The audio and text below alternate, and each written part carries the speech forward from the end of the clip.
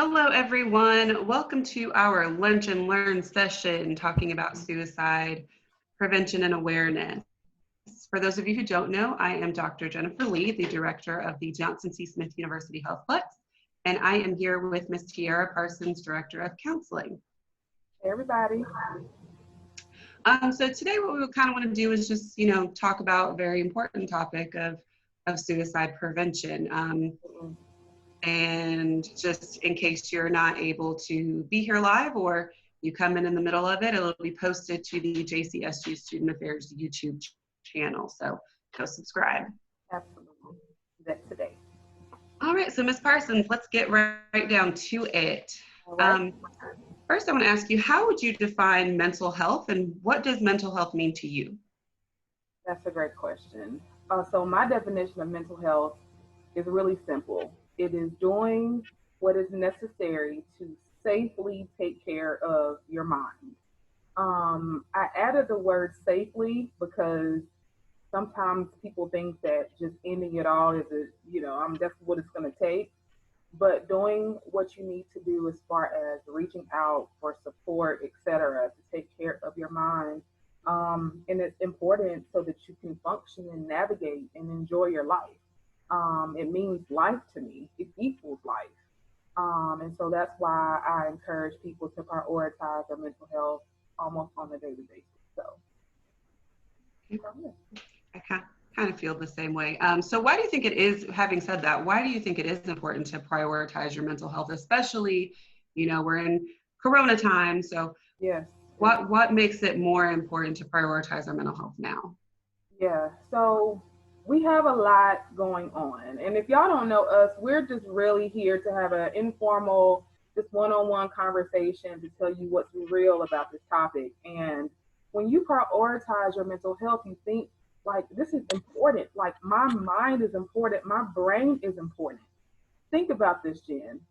Your brain, like, your thoughts kind of swirl around in your brain, right? Your brain is what keeps you alive. Your brain stem controls your functions like the breathing, digesting food, circulating blood. You're in the whole health world.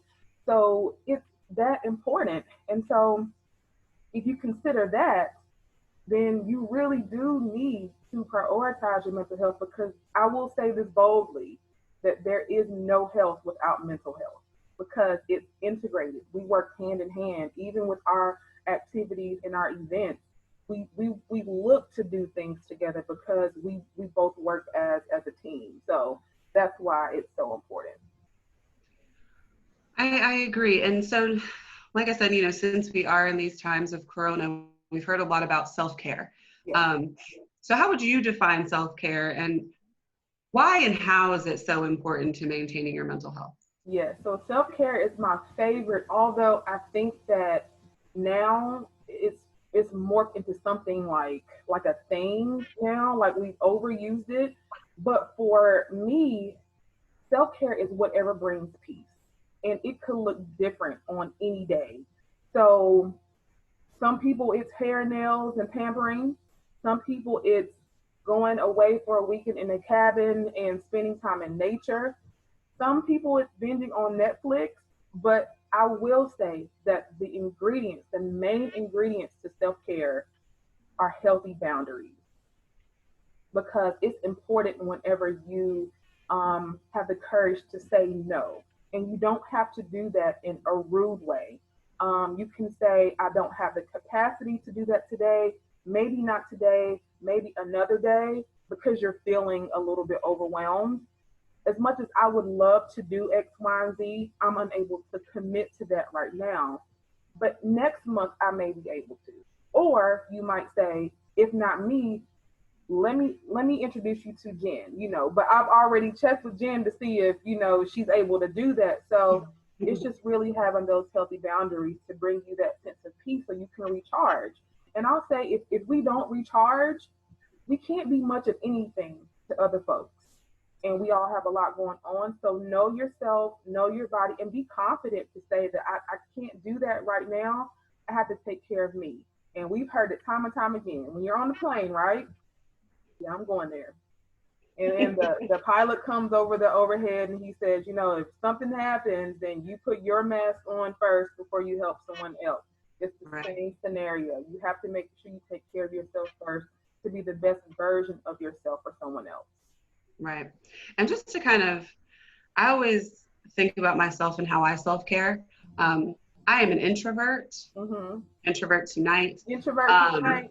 So being able to say no is something that I had to learn, because I will say all throughout college, for those of you who don't know, I'm a Smith alum, class of 2008. All through college, I did literally everything. And I really only learned how to say no in the last couple of years when I went back to school to get my doctorate. And you have no other choice but to tell people no. You know I know, okay? And it doesn't make you a bad person to say no. And especially now, again, going back to the Rona, being asked to go out or let's go sit down at a restaurant. Let's not.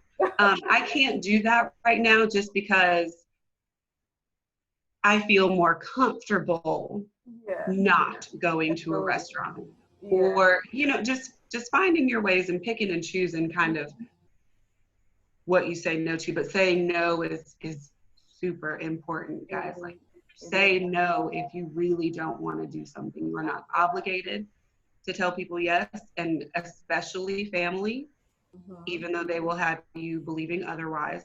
Yeah. If something is not in your wheelhouse to do, please don't do it. Yeah.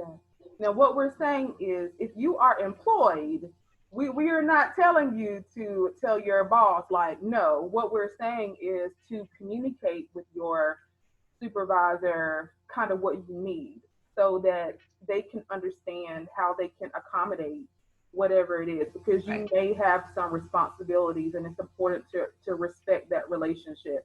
We're just saying, know yourself and know how to communicate what you need. Yes.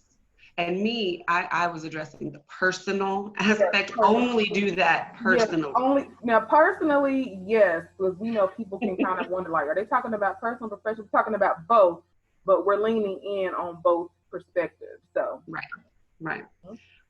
Okay, so now that we've talked about saying no, let's talk about burnout. What is burnout, and how can students kind of address that for themselves? Okay, so I like to break it down. That's what I do for my students. Okay, burnout is sort of like stress that has overstayed its welcome. It's almost like the cousin or the friend that always comes to cookout and never brings anything, but takes home 4 or 5 plates all the time, and then need gas money when they get home.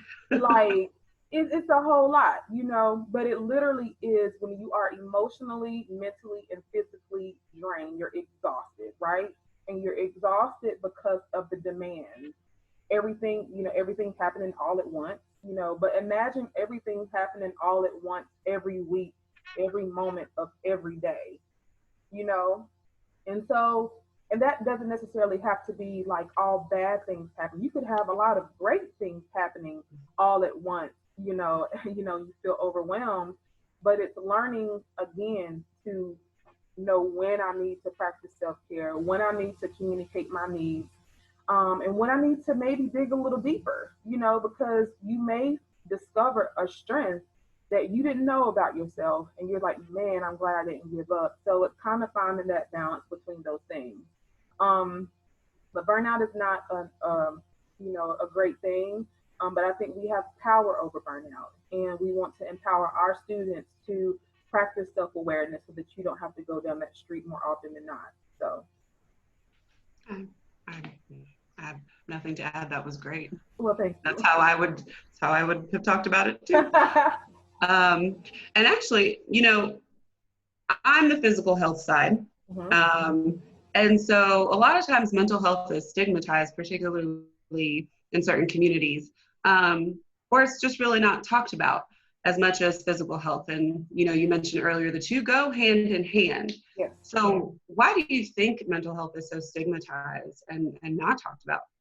Right. So that's a great question. I hear that question all the time. And to make it plain, I believe it's because physical health may be viewed as you going to go do something good for yourself. You're going to the doctor to make sure everything is good. But if you go to a mental health therapist, you must be going because something is wrong or because you are crazy, you know. And so the thing is, you're doing both. You preventative physical health is what you would advocate for than Correct. going to go get, reactive or getting treated after the fact. So Right. if you go to just go check in with a therapist maybe once a month just to say, hey, this is what's going on, to kind of get a strategy, kind of just talk, get whatever off your chest, then in the meantime, you're learning the tools to address what may come up, you know? So I think that the stigma is there because of the right, wrong, good, bad, crazy, not crazy situation that we deal with. Um, but at the end of the day, you are 100% responsible for yourself, your physical health, mental, all the 8 dimensions of wellness, spiritual, emotional, occupational, the whole 9. So we're just encouraging you to say, hey, I don't care what people think about what I'm doing with my life, because if you are somewhere in your house depressed, it's very rare that somebody's going to knock on the door and say, hey, dot, dot, dot, not unless they live with you or you talk to them on a regular basis. You have to know that taking care of yourself is your priority and responsibility. And we are empowering you to do both today, to take care of not only your mental health, but also your physical health. And I'll kind of conclude on this point by saying, also, Jen, that if you have a physical health condition, it could translate as a mental health condition. It could translate as hallucinations and delusions, but you may have an overactive thyroid or some other things going on. So going to be seen by both providers is what's going to get you that overall wellness. Right. And I actually want to just really nail down on something that you said. Um, it's very important that with wellness in every aspect, mental, social, physical, that we are not only being reactive. Yes. A lot of times, I don't see some people until they've hit that morbidly obese level, or they've started taking insulin because they have grown into being a type 2 diabetic because of their weight. In everything wellness, it's super important to be proactive Yeah. and kind of help eliminate those issues from even becoming issues. Yeah. And what you said is so right. A lot of physical conditions impact your mental health. Yeah. Things like being morbidly obese or even having high blood pressure can translate into depression and anxiety. So they are linked together, but it is so important to be proactive instead of reactive. So I just wanted to highlight that. Mm-hmm. And shameless plug, it's also important for y'all to be proactive in regards to getting your financial clearance. You have 1 day to do so, so please take care of your business. Shout out to the One admissions office, okay? All right, so, and we're moving.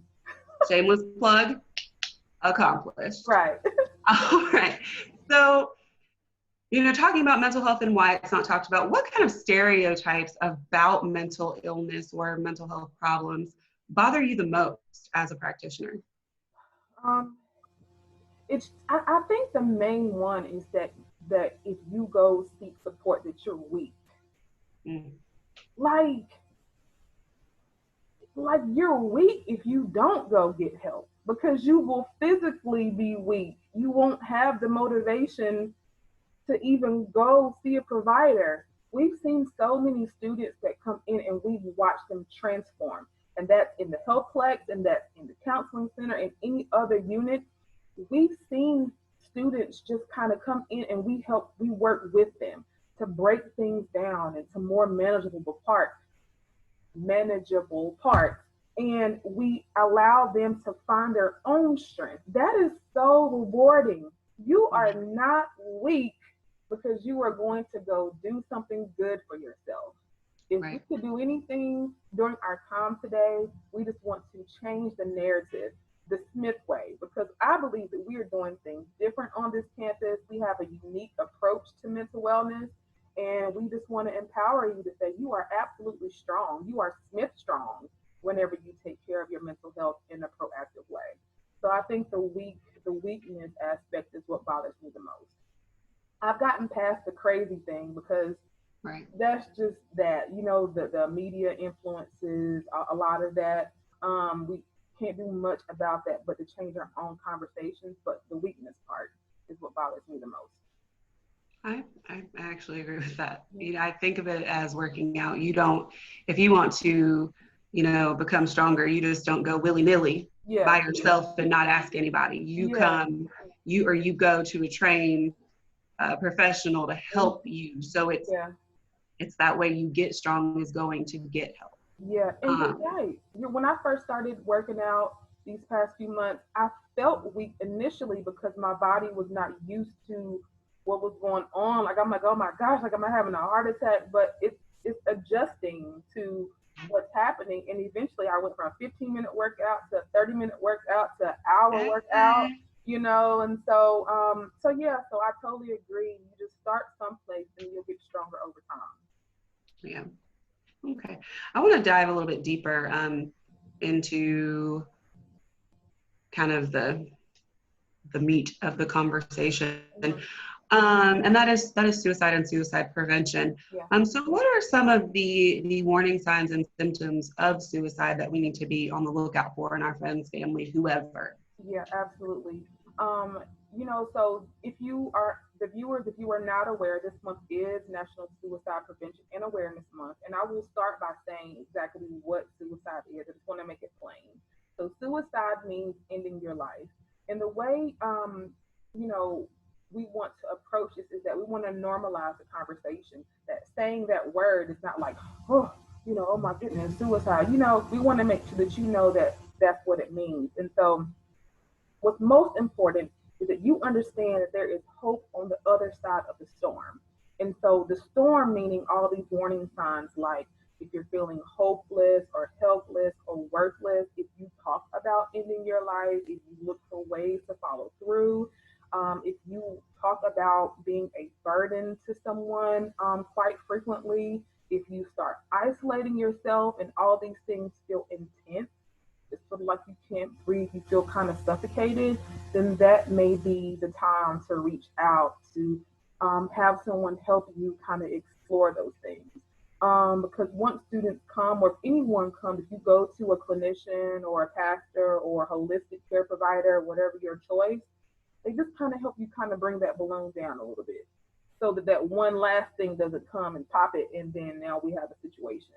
Um, and we pride ourselves at Johnson Smith University by being very, very strong and passionate about our crisis intervention so we can prevent um, these occurrences from happening. So if you are feeling or you know someone who have had some of those warning signs, then you can also reach out to the counseling center so that we can kind of help you address whatever the situation is.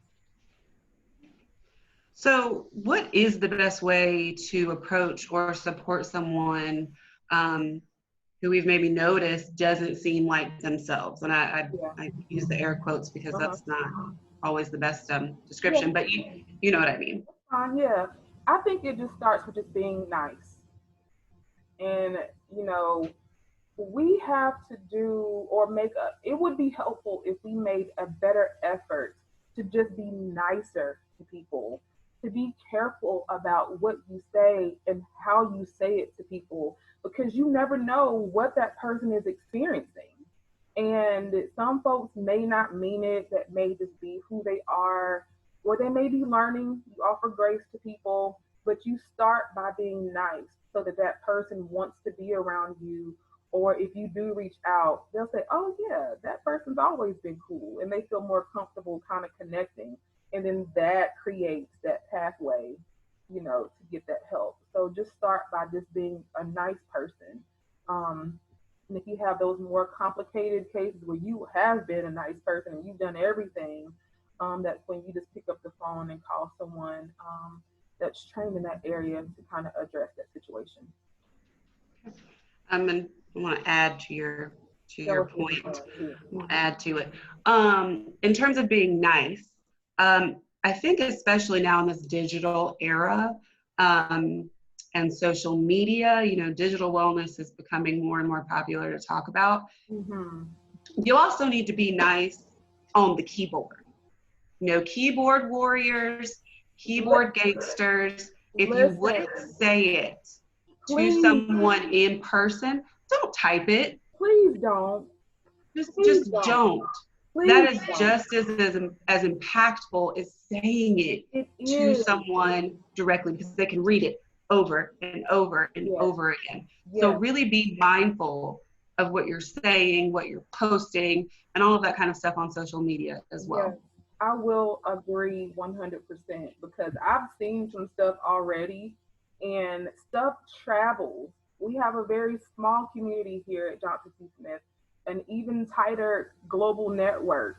And if someone sees it, they don't forget. Other people don't forget. And so another person hasn't had a fair chance to get to know that person. So just be careful about what you post because you don't want to live with knowing that it was your post that influenced somebody to make a different decision for their life. So, Yep. Yep. I great agree. point. I agree. So what advice would you give someone who's wanting to seek help but is afraid to? Yes. 2 words: be brave. Be brave. What are you going to lose? If you go and it works out, then fantastic. If you go and it doesn't work out, we can help find something else that might be able to help you or another person. We realize that we are not the end all be all of support. If you are not feeling any one of us, then you can be connected with somebody else. You can start with us via email, text message, whatever's going to work for you, but just be brave. Everybody's cool and laid back. We're professional, but we're approachable. And that's what makes us unique at the Counseling Center. We have our colleagues on board in case we hear or see that you may need a health assessment. I'm probably saying it wrong, from the HealthPlex or something to go on with your advising. We keep our network within tight. So just be brave. All you're going to do is win. We don't take L's at the Counseling Center or on our campus. So just be brave. And I also to point, um, you know, if you don't know anybody in the counseling center, everyone else on campus does. And you're at least cool with one person on campus who can get you to these other folks like Miss Parsons, Yeah. who this is their area.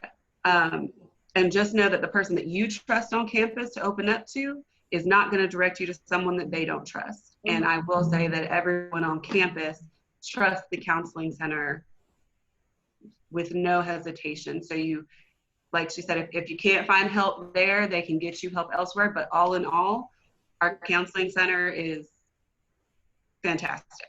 Well, So if you get that, well, of course, but it's true though. And I think, so much, sometimes people come to me and want to talk about stuff, and that's not my area. I can listen, I can be nice.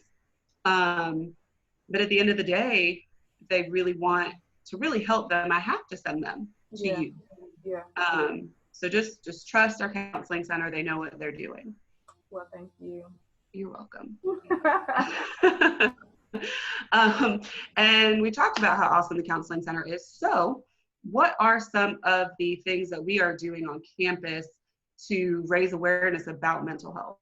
Yeah, great question. We are heavily involved now on social media. We actually love it and enjoy it. It's a great way to engage with our students and our friends on campus, our colleagues. We share each other's events and programs.